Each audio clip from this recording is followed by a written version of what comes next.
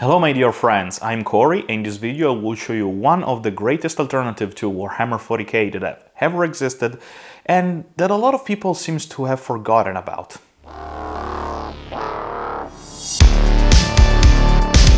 Not everybody, fortunately, because there are still a lot of hobbyists out there that still play this game. My dear friends, have you ever heard of Mutant Chronicles? Well, if you haven't, let me briefly explain you what it was. Mutant Chronicles Warzone was the miniature wargame alternative to Warhammer 40k back in the 90s. But it wasn't born as a miniature wargame at first, but rather a tabletop RPG. With a lot of manuals, a lot of addition, and then evolved into different kind of games. It became a card game called Doom Trooper, and then a miniature war game called Warzone. Warzone was very similar in its setting to Warhammer 40k, with some very key differences. First of all, it was a much smaller scale than Warhammer 40k, not in terms of miniatures, but in terms of the lore and the story of the setting, because Warhammer 40k have events that span around the entire galaxy. Warzone instead have events that span around the solar system. And also, like Warhammer 40k, was batshit crazy insane and didn't took itself very seriously. Like Warhammer 40k at the beginning, then Warhammer 40k started to take itself too much seriously, in my opinion, but Warzone didn't. And also had some of the greatest miniatures and models that I have ever seen. I still have some of them here that I still have to paint, and if it happens that I find some models on eBay that I really would love to collect, I instantly buy them. Warzone, like Warhammer 40k, also had different editions. I believe that recently there is a 4th edition that you can play with updated models and rules, I guess, because I also heard that it isn't supported anymore, but this is not the edition that I'm talking about. Today I will show you the starter box of the 2nd edition of Warzone that was published by Targeted Games. Recently on eBay I managed to find a new box of Mutant Chronicles Warzone 2nd edition, which I hope you can see here in the frame of the camera, but anyway, you will see it more in detail in a moment. And I really wanted to open it and make a video about it because I think this was a very great game. It came out in 1998, if I remember correctly, during the same time the 3rd edition of Warhammer 40k was around. So yeah, I can't wait to open it and see what's inside with you. So let's go on the hobby table so that we can all see the content of the Mutant Chronicles Warzone starter box 2nd edition. Oh boy, this box looks absolutely amazing.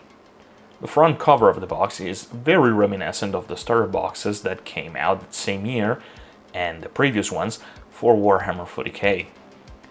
Big, muscled men piled on top of each other as they grab their big guns to shoot each other. Oh boy, I can't imagine the look on the faces of the people that will hear this phrase completely out of context. On the back of the box we can see what's inside, and let me tell you, there are a lot of things inside this box. Templates, a couple of dice, 3 books, and an astonishing 18 miniatures to build and paint. No vehicles or special character, mind you, but still, this might be the biggest number of single models I have ever seen in a starter box set. Alright, let's open this bad boy. The first thing that you may notice is the gigantic plastic bag full of miniatures. I'm gonna open it later, but first, let's take a look at the rest of the box content. We have 2 D20 dice, an odd choice. I don't remember any other miniatures game that used D20 as a way to play the game, if not for keeping track of the wounds a model has suffered. Then the 3 books. The first one is the Chronicles of War, and its content is the entire lore of the setting. One thing that I noticed are the credits in the first page of the book, something that unfortunately you don't see these days anymore. And it's a shame, because I would love to know the names of the painters, sculptors, and illustrators that participated in the creation of the game and its miniatures. The game is set in a future where the Earth has been drained of its resources, so humanity left it and colonized the entire solar system. Nations don't exist anymore, or at least not in a conventional way. Basically, humanity has merged into 5 mega corporations, and each one is stereotypically characterized by the nation of origin. The first one is Capital. They are your typical kinda army. Born from the ideals of democracy and capitalism of North America, Capital set its base on Mars. They are the faction that resembles Space Marine the most, thanks to one of the special forces known as the Doom Troopers. Next, we have one of the most powerful megacorporation, Bow Wows. They are regarded to have the best quality equipment and also the biggest tanks.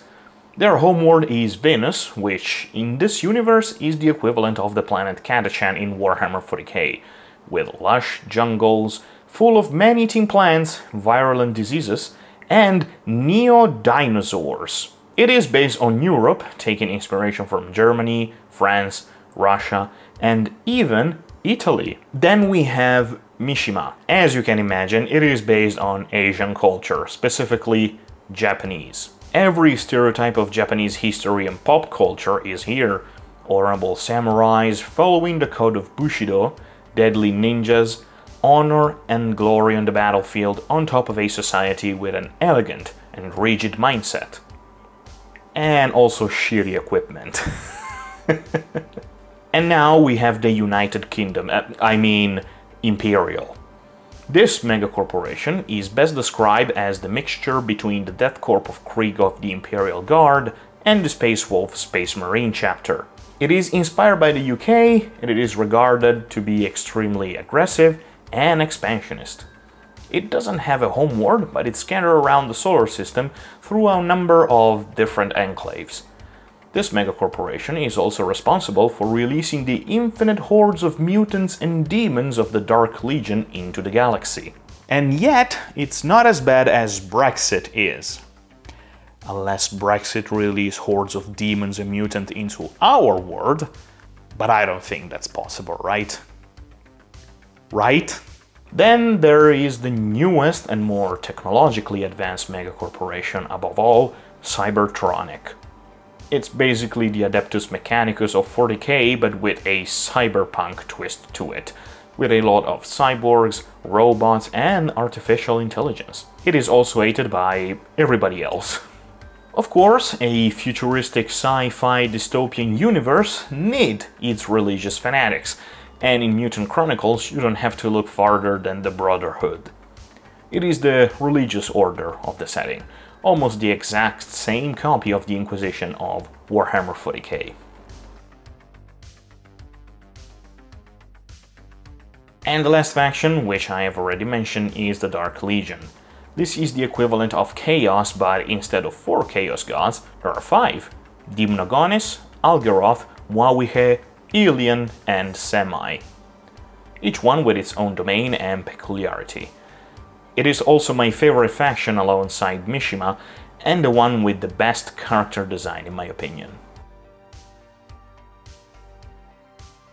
Alright, let's take a look at the second book, which is titled The Forces of War, and inside of it there are all the stats for every unit and character of every faction, including vehicles and weapons, something that 40k player would dream of. Imagine how easier would it be to have to buy just one book and nothing more in order to have everything that you need for your army. This book is also a miniature gallery, with all the models that you could buy back then fully painted in a glorious late 90s style.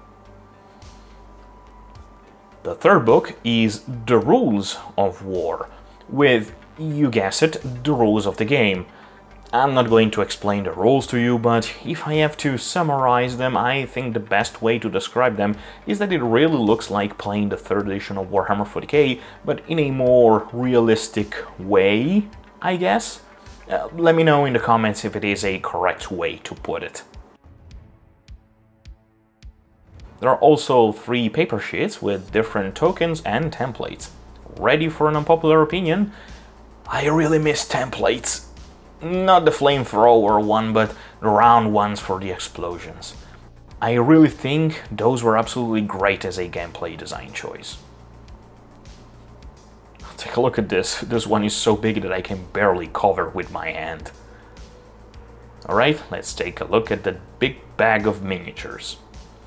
There are 80 of them, and every single model has its own sprue with the body, the head, a backpack or an armor piece, arms and weapon, and a 25mm round slot base.